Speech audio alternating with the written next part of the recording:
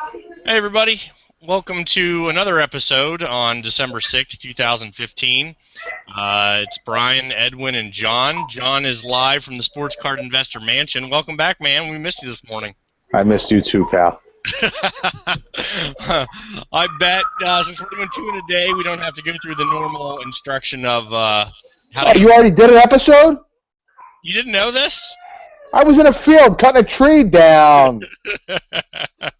Wow. What, is this the Christmas tree? No, it's I cut a tree. I cut a peach tree down from my backyard. Yes, it's a Christmas tree. Very good. So you're going with a real tree. I can't do a real tree, man. You're kidding me. Stop it. No, I can't do the real tree. I get the needles all over the house. It's a whole show. I don't like it.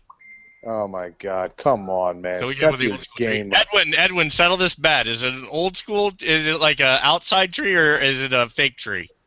I don't even do a tree, so we got a little bit of everything here. Oh my God! How can you not do a tree? Edwin does You no definitely know who Christmas the tree. Scrooge of this group is, for God's sake. He It's does true. no, and Johnson only does a fake one. I'm yelling to Two Thumbs right now. She just got a pain in her chest. I'll put some lights in Dude, the. growing up, okay. So did you take Two Toes out and drag her through the snow and Oh have my her God, chop she it was down? going crazy. She was going crazy. All she wanted to do, she wanted to hold the saw. She couldn't understand why she couldn't hold the saw. I think She you would- should have let her hold the saw. I don't see any issue with a 1-year-old with the saw. I think it'd be fine. Oh, absolutely. Well, guess what? There was a woman, no joke, that she got back. She got on the hayride to go and get back to the Also, to the this place. was a whole show. Oh, dude, this was an excursion. You got Google this place, man. It's called Lynn Villa Orchards. It's unbelievable. Right. It's really, really cool. So you take a hayride to the tree farm and whatever. It's terrific. Do they have like hot cider? They have anything holiday related. They have anything, you name it. So we're getting Right. on, and she's got two kids with her. She's got a coffee in one hand, the saw in the other hand that you were supposed to leave. You When rent you- a saw, or can you bring your own? No. They give you own one. saw? They give you one. They give you one. They give you one. But can I bring my own? That's what I'm asking. Oh, I don't know. I didn't try. What do you want to bring? A chainsaw? Well, I mean, let's be efficient with their time. I don't know. Yeah. So do you rent the saw, or is it part of a package that you buy? Part of the package. All right, cool. Part of the experience.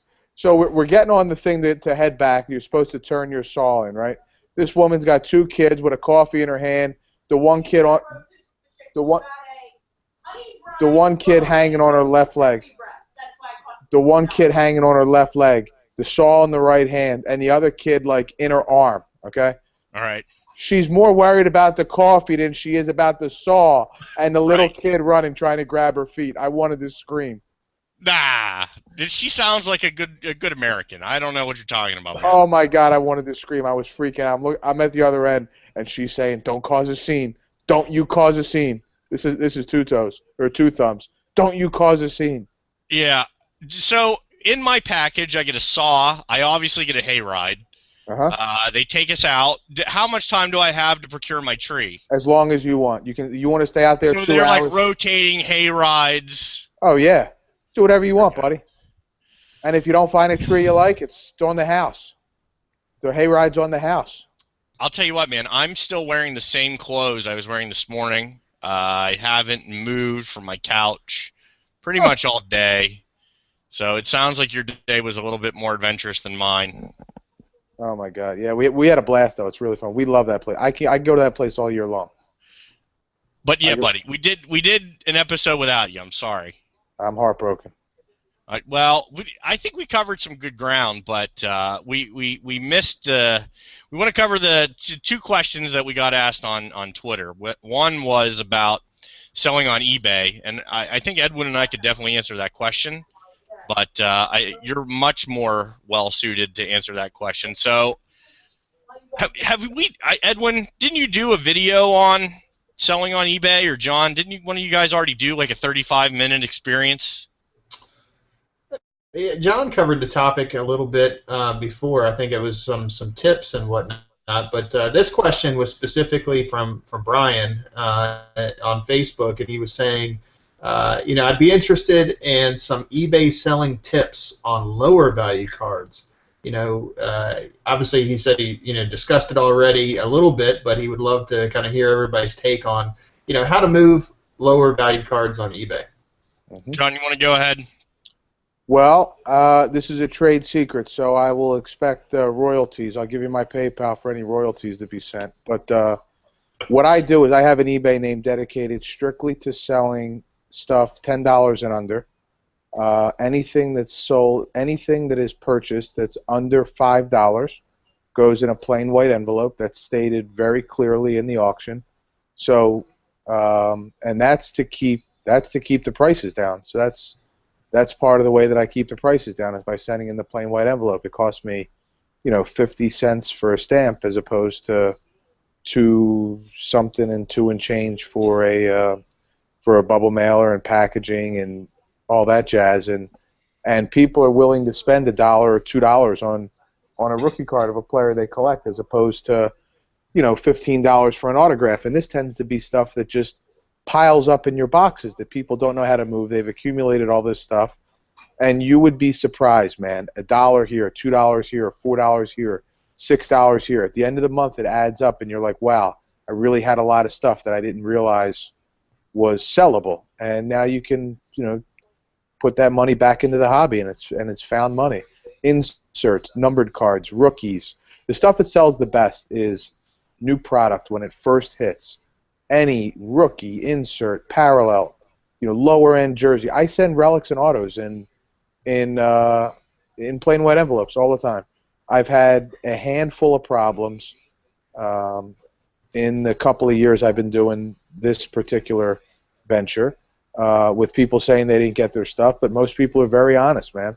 Because they could say they didn't get it and they just get a refund, but very, very, very few problems. How do you feel about lots, John?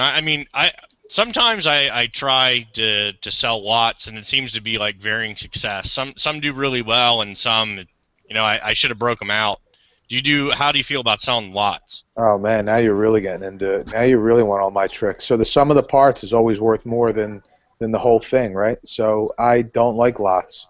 I'd rather just keep selling and selling and selling individually because the money adds up. It adds up a lot quicker that way than putting it in a lot. That's just my opinion. But there's nothing wrong with selling in lots. That's for sure. Nothing at all. What's the deal with having the two separate accounts? Sure. Simple. In order to maintain top-rated seller status and be a power seller, you have to send with tracking. And I gotcha. Yeah, exactly. So that's why. Also, you're going to laugh at this. This sounds a little funny, but the customer that can afford the $50 or $60 card tends to not want to look through a bunch of $2 and $3 items. That's a fair point. So you could have a store full of $50 and $60 cards, and you could have 300 or 400 of those, and then you could have 2,000 cheaper cards listed, even if they'll surpass your nicer stuff just because it takes too long to find. Too long to go through. Yeah. Edwin, do you sell on eBay much? No, not low end stuff. To be honest with you, I may trade. I've been doing a lot more like trading through Zistel for lower end stuff. You can basically say, I have this card, this card, this card, this card, this card, and then there's like a little trade manager where you can say, hey, you can look at the other person's inventory, look at yours, say I want this card for this card, and then do like a trade. And everybody does kind of like PWE for low end stuff, or obviously high end stuff, tracking. But I don't move a lot on Facebook, and if I do, it's it's a high end piece. On eBay, I mean. Yeah, on eBay too. Same thing. I will occasionally sell on eBay just to reach that mass market. I've had an eBay account for probably 13, 14 years. My feedback's only like 400. Part of that reason is that I keep buying off the same people like over and over and over again. So a lot of what John said is true, where I get people I like and I trust, and they just might have something I particularly like. And as far as selling goes, man, I just can't stand those fees. Those fees kill me. So I always try and move it on Facebook first, if I can. And this is probably the biggest thing, and what I want to ask John, which is, dude, that's a lot of time. Like, how can I make selling those cards efficient? Like, I mean, you don't have to go through everything, but pretty much, like, I'd be interested to know what your process is from the time you bust the wax, they go in a box, or you buy a lot. How do you efficiently get those on eBay? And are you running them at auction? Or are you running them at the bin? Like, what's the most efficient way with your time? Because that's a lot of time, dude. Well, yeah, it is a lot of time, but would you rather put the time in, or would you rather have them sit in a box that accumulates to literally zero? You'll never be able to sell them. I mean, you're on Facebook all the time. How often are you finding people that are interested in buying $2 and $3 cards? Never. Exactly. So if you don't want to put the time in, then it's going to be one of those things where you're going to see the post. Nobody wants to buy my stuff. I hate the hobby. This stinks. All I do is spend money. And you have to figure out how you have to get creative. And so if you're willing to put the time in, the ROI is just astronomical, because it's stuff that you've counted for zero. It's stuff that you don't factor in at all. I guess what I was asking is there a way to make, like, for me, I take a picture with my phone, and then I upload them to my computer, and then I go through, like, one by one and put them in, and then people buy them, and then I gotta print the labels out, and I gotta tape them onto a padded envelope, and for me, it's like, because my process stinks, and I'm not for me, I'd rather spend the time doing almost anything else. Is there a more efficient way than that process that I'm describing? Well, for someone who's opening only new product, it's incredibly efficient, because think about this. So let's say we open, here's a great example, 2015 Triple Threads football, right? Let's say you open a case or something of it, or you get into a bunch of breaks, and you have 25 base cards, all serial numbered, that all sell. Every single one of those cards will sell when the product is first released. I use a listing tool called Octiva, and what that allows me to do, is I will make a general title, 2015 Topps Triple Threads Football. And if I'm listing all the base cards, it will say base, and then I'll have them listed by serial number. So I'll have all the ones numbered to 499 or 99 or 50. So I put the serial number in the title, and now all I'm changing is the name. And you can do so. If you think about that, after they're scanned, all you're changing is the name. You know what I'm saying? That's kind of what I was going after, just something like that. Yeah. Because I have no idea what that is. I've never heard of Octiva in my life. Yeah, it's a great site that is compatible with eBay, and it lets you I literally have everything. If you take a look at any of my listings, the body is the same in every single one, and all I do is copy and paste the title right into the body. And for the cheap site, for the site that's like $10 and under, I don't even put anything in the body. I just simply say, it says you are bidding on the item that's in the title. Right. That's great. I know that one of the other things we talked about before was, instead of having like just a printer that printed out paper, and then you had to Scotch tape everything on, I know that I bought one of the printers that prints out the stickers. So instead of having to tape every single envelope, I add, like on Sunday or whatever, when I have all my sales, I just hit print, and it'll print out 20 stickers. So I just take them off, stick them on the envelope, and I'm done. And that probably saves me, for 20 envelopes, it might save me 15 minutes. Best investment you ever made. Yeah, it's incredible. Now, I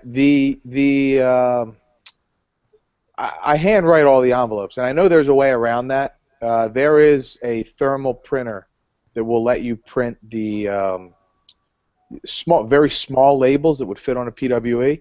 But Right. I just haven't looked into it. Quite frankly, my eBay sales have been down substantially since I've gotten much more preoccupied with the breaks. So I got you. yeah, but you can make it even. I mean, you can streamline it even further. And here's the other nice thing. Since we ship all the cards from our breaks, every single card, it gives those that participate in the breaks the opportunity to monetize all those cards if you're Yeah. willing to put the time in. I mean, just take a look at any new issue. You can sell team sets. You can sell anything. You can sell any card from a new issue. Yeah, you keep hitting on that, and I think that is a key point. Because as you know, I'm not huge into breaking, and every now and again I'll get a wax box or whatever and bust it open. I do more of the single card buying, but the thing you keep hitting on is when it's hot, like when it's new, and I think that is definitely a key. Is getting it out right away. Oh, there's no question about it. Because There's no question about it. Prices will go down way more. Speaking of which, what are you busting right now? Tonight we're going to be doing Triple Threads Football, 2015 Triple Threads Football. Is it just like baseball? It's very much like baseball. The only thing they did not include in the football were the booklets that we were. They're not the booklets, rather the Deca, the 10-way autographs. The Decas, man. Wow. Which we were fortunate enough to pop a really nice one. Edwin, weren't you looking at a Deca with Ripken on it? Oh yeah. I mean, I'm not really big into the sticker autos, but I don't know. I mean, there's something about having that big old Deca. That thing was impressive. Even the relic one. Because they have the relic ones and they have the sticker ones, but they're pretty impressive looking. I'll be honest with you. Well, what you just said there is an excellent segue, so I'm going to take advantage of that. The other question we got was related to relics and their authenticity. I am not a huge relic guy when it comes to but they're often referred to as the tampons, the ones where it's just the flat piece of white uniform that goes on there. Over time, relics have just gone down substantially from when they first came out. Like anything else, it was something really cool and something that people wanted. But now those, I keep calling them tampon relics, are fairly cheap, and, depending on who the player is. But I think the question that the person asked, and do you have the person's name there by chance, Edwin? Yes, it was. Actually, no, I don't. Yeah, I think he took that one on. Who was that? That was you were chatting. It was on the page. It was on the page. I'm going to pull it up real quick, but generally the question was about the authenticity of the relics. You probably noticed the difference from what it used to say back in the early 2000s to what it says now. Back in the early 2000s, and I don't have one in front of me, it said, this player wore this uniform in an official Major League Baseball game, yada yada whatever, and now the on the back of the card it says this was not worn during any specific game or blah blah blah. Like, they really cover their butts, man. They got some legalese on there. So what does that one say? It's the same thing. It just says the relics contained on this card are not from any specific game, event, or season. Yeah. So with that type of language, I don't know how much of how many lawyers we have with us right now, but that leads me to believe that that is a way of saying, yeah, it could be, but it might not necessarily be from that. I think Panini was the one that I remember the most, and you guys might recall this. It was the Seattle Seahawks uniform that was on Immaculate. And one of the people who was a collector said, hey, Seattle never wore a uniform with this pattern during this year. And Panini actually had to come back and say, oh, yeah, you're right. We made a mistake in our quality control. And that, in fact, wasn't a uniform. It was a Russell Wilson card.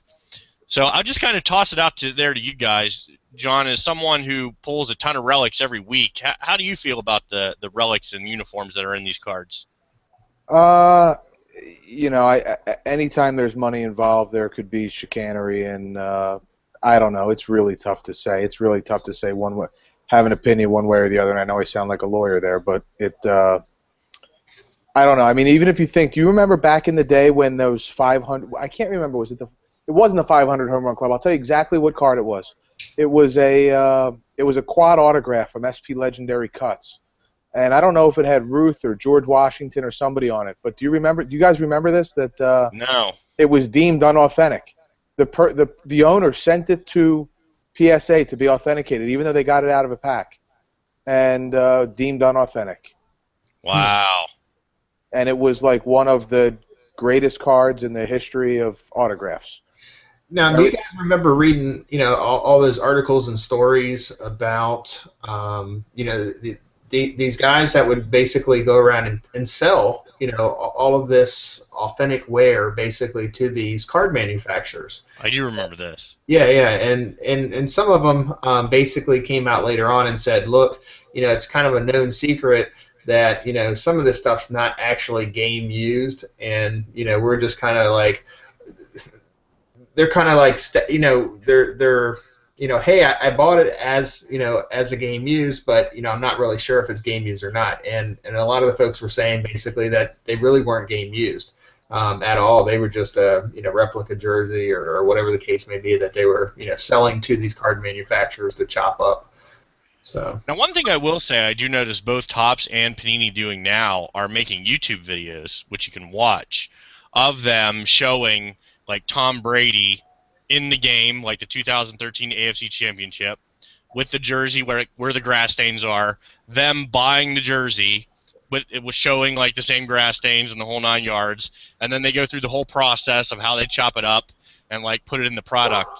So particularly on Panini's end, they're making like a real effort to say like, hey, remember all that chicanery from 7, 8, 9 years ago? Don't worry about that. We're doing the right thing now.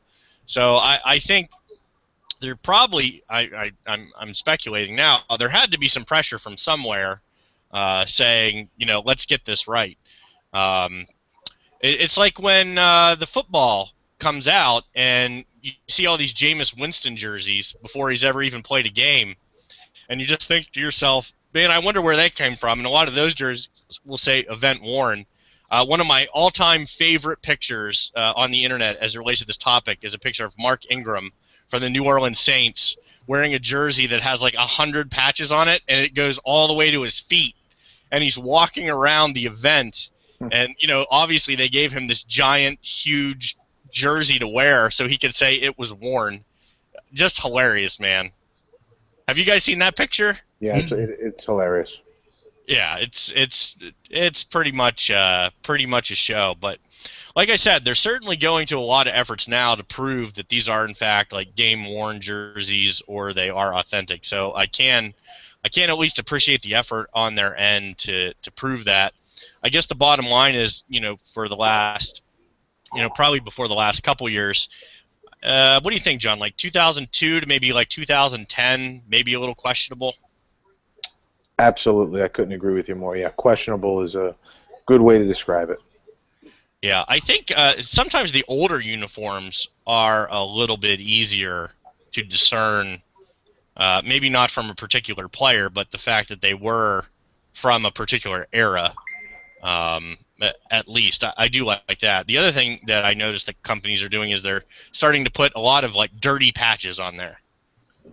Yeah, I see that all the time. Well, I'll tell you this. We're talking about the questionable authenticity on relics. Here's a story for you. So for those East Coasters that used to attend this show in Fort Washington, this was probably, let me think, I'll tell you exactly what year it was. It was 2007, and it was when the 2008 football... No, it was 2008. It was right after the 2008 football draft when Topps puts out those... Do you remember those rookie premier photo shoot cards? And they were never serial numbered. They never had, this is guaranteed authentic. They never had anything on them. Well, the red ink sets are supposed to be numbered to 10. And I will never forget being at this show, and there's a dealer walking around that's pretty notorious in the hobby. Anybody that's on eBay or very active on eBay would know him, or anybody on the message boards. And he's walking around with a 2-row shoebox of red ink auto sets. Now think about that for a second. How can you have a full 2-row of red ink auto sets, number to 10? Mm. Yeah. So, I mean, there's all sorts of stuff that goes on, and that's kind of why I think we're in the state that we're in, where people are starting to say, "Hey, is this real? Am I getting what I'm paying for?"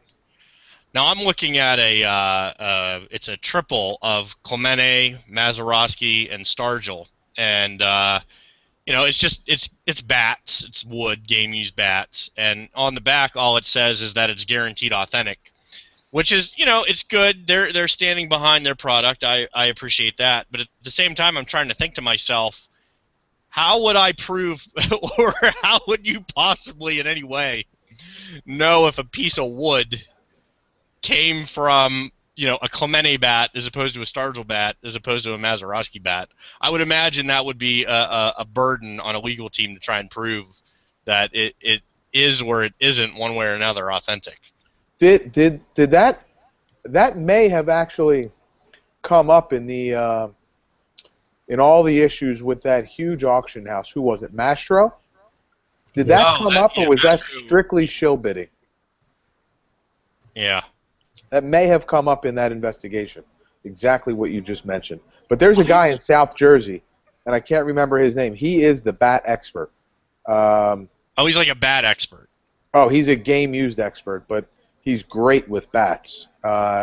He's the most well-known person in the hobby. So it would be able to tell you if it was a particular type of wood, how old it was, et cetera, et cetera. I mean, the way that we're sitting here conversing about cards and such, he can converse about game-worn stuff.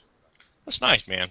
Yeah, he's That's terrific. nice. I guess if for the people listening, if they can't tell, all of us are a little bit skeptical. So I'll just go first and speak for myself. It's not going to stop me from procuring the items because there are so many pieces of memorabilia that I'm interested. Like, I'm never going to be able to afford a Roberto Clemente jersey.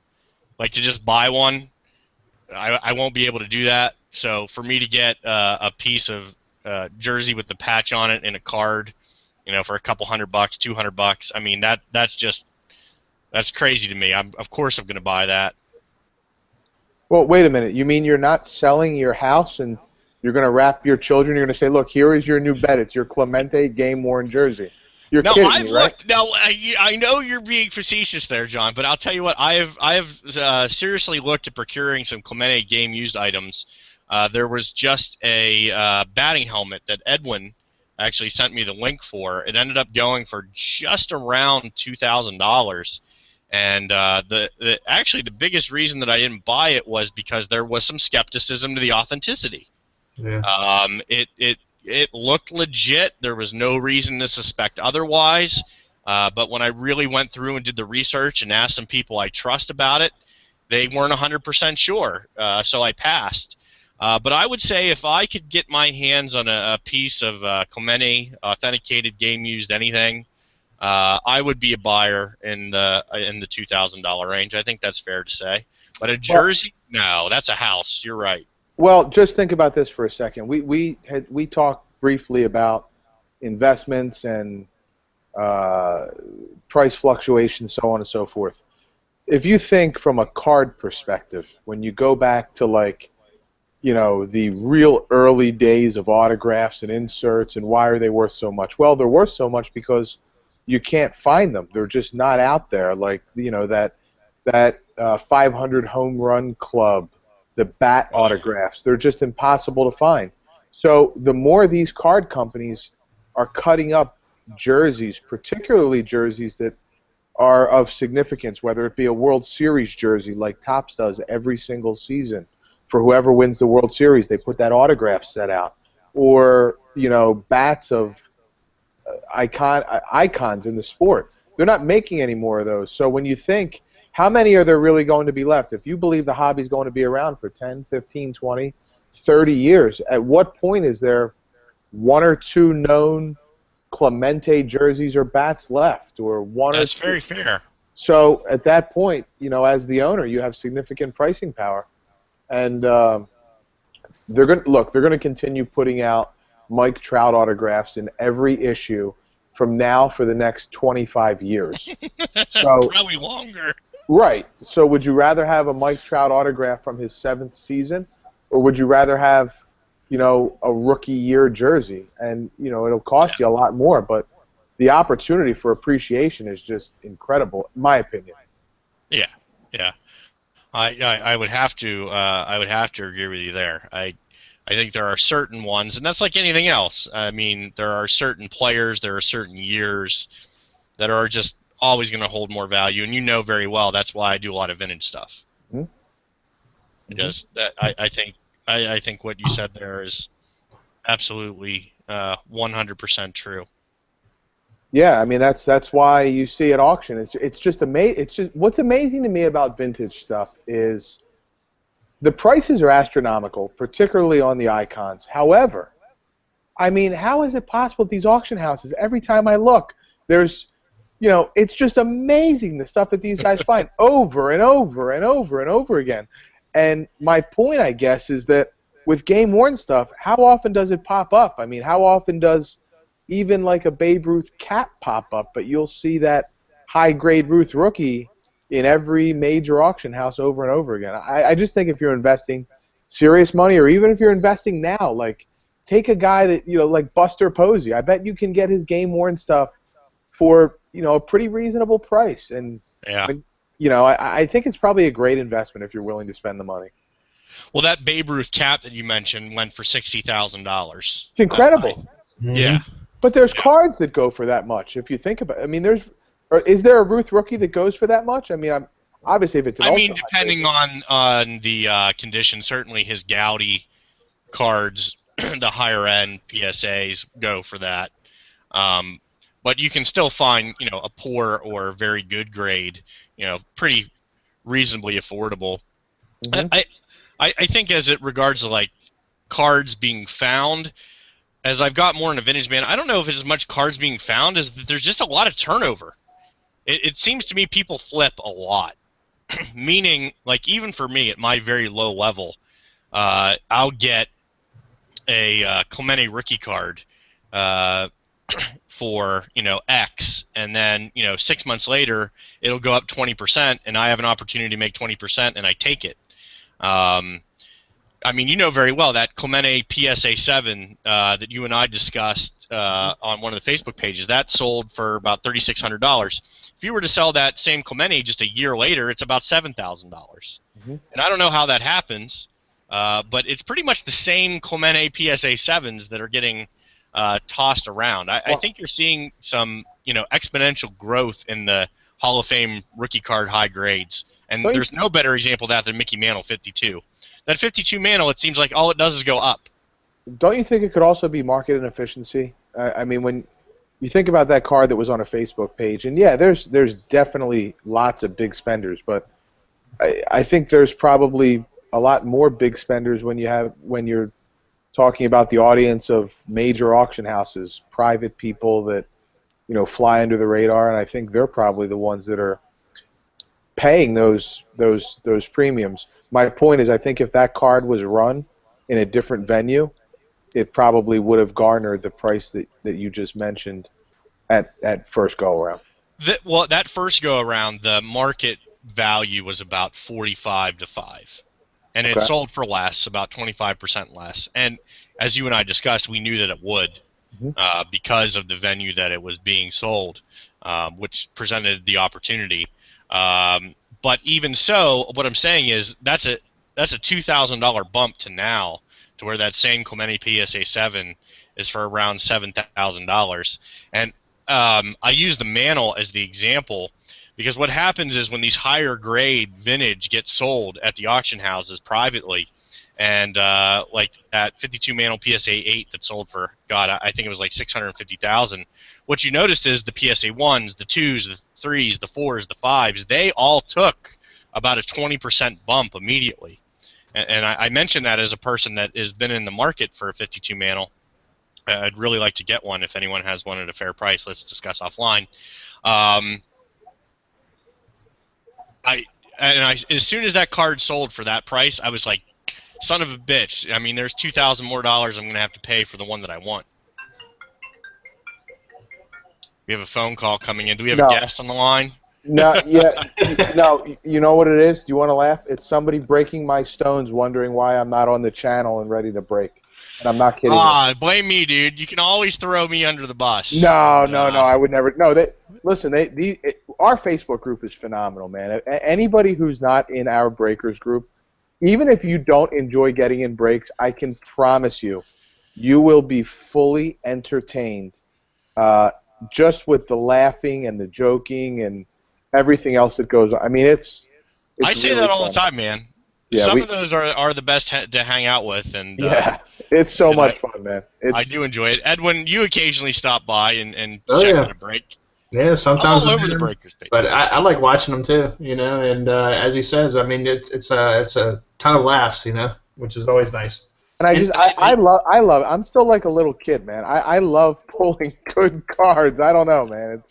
Some people laugh how excited I get, but I really do. I love seeing people get nice cards, man. Dude, that's one of my favorite parts is when you scream "Holy shit!" and put up your monster alert, yeah. and then your wife comes down to Two Thumbs and tells you to be quiet because Two Toes is asleep. Yeah. And I'm like, sorry, I can't. No can do. Yeah, man. So I kind of did want to keep it abbreviated, John. I know you got to go do your thing, and I appreciate taking the time out after your Christmas. It sounds like Chevy Chase's Christmas vacation, man. Yeah, it's like a little bit. Yeah, Did you see our light display, our out front light display? If you only get a fake tree, take a look at our outdoor light display. Dude, my outdoor Christmas decorations consist of a single nail with a wreath hanging on it on my front door. Well, my father used to really have an elaborate outdoor decor at my mother's house growing up, and my brother and I, this was the first year that we actually had the time to do it. So we did it, and long story short, it looks really good. And I made a joke on Facebook posting, if you're ready to have us do your lights, let me know. I've gotten 4 inboxes with people saying, can you come over and tell me what you would charge me to do mine? And then tonight, when I got home from the grocery store before I came in, there's this car parked in the middle of the street, but not like against the curb. They're parked looking at our house, and I'm like, okay, this is real. What is going on? And this mom and her little girl just yelled out the window, we really love your lights. It looks awesome. That's the only reason we came into the neighborhood. So that's hilarious, man. Yeah, well, they had to get past the guard for the gated community. Yeah. To come and see. They really risked life and limb to get there. Edwin, I'm assuming if you don't have a freaking tree, there is no decor outside at all. No, I enjoy other people's lights. You know, I'm one of those people that drive by John's house, look at his. You know, if I don't put them up, I don't have kids. You know, and you guys got kids, and it's a tradition. I get it. You know, but I don't put it up. I don't gotta take it back down either. You know. How do you know I didn't? How do you know I wasn't a Christmas nerd before I had a kid, though, man? I might just be. No, I bet you were. I just know that a lot of my friends that have kids. I mean, it's a big deal, you know. And I know. I'm just teasing you. I get it. But I'm imagining that you did it. Yeah, I did. We've always been really Christmas crazy. So I'm gonna go put up a strand of lights for you guys tonight. I want to see it, man. Post the photos of the strand of lights. It'll probably be some LEDs from a case, from a Ripken case that he puts out there. I'm gonna make a Christmas tree out of PSA slabs. That would be cool. Actually, Edwin, I bet you could make a Christmas tree out of PSA slabs. Oh man, yeah, I got a fair share of them, and I got 45 pounds of them coming in the mail. So. Good God Almighty. Yeah, man. Yeah, man. 45 pounds of slabs. So anyway, like I said, I kind of wanted to keep it short, guys. Check us out, Sultans of Swap on Facebook. Check out our Twitter, which is we have a Bieber-like following on there, or soon to be. Edwin's doing a great job with that. And again, John, I really appreciate you taking some time out, man. I know you're busy doing your thing, but you certainly knew way more about selling on eBay than either of us, and I'm sure the guys who asked appreciate it too. So. No problem. If anybody has any questions, you can find me on Facebook. Sports Card Investors is our business page, or you can find my Facebook group, or just send me an inbox if you wanted to pick my brain. If there's anything I can help you with, I'd be happy to. All right, man. I'm gonna check out the break. Enjoy the $14 Wegmans chicken and take it easy. I just found out it was a turkey. It was a brine turkey. Oh, it was a turkey. Of course it was. I knew no one was charging $14 for a freaking chicken, man. That's outrageous. Look, I was in such a rush to get home. Edwin's telling me he's putting the link. No, I'm not kidding you. I did. Edwin's telling me he's sending the link. Johnson's like, yeah, great. Then I find out you guys already did a podcast with me, and I'm like, I gotta go, man. So I just grabbed whatever I saw in the. It looked like it's the chicken section. I always get my chickens from. And then when I'm checking out, I'm in line. What am I gonna do? Go and return it? I'm like, no. I'm biting my lips. Strawberries are now $10. Blueberries are $10. I'm like freaking out. I'm like, I gotta get home. So, all right, my rant's over. I'll see you guys next week. All right. Hey, everybody, thanks for checking us out. We'll see you next week. Appreciate it.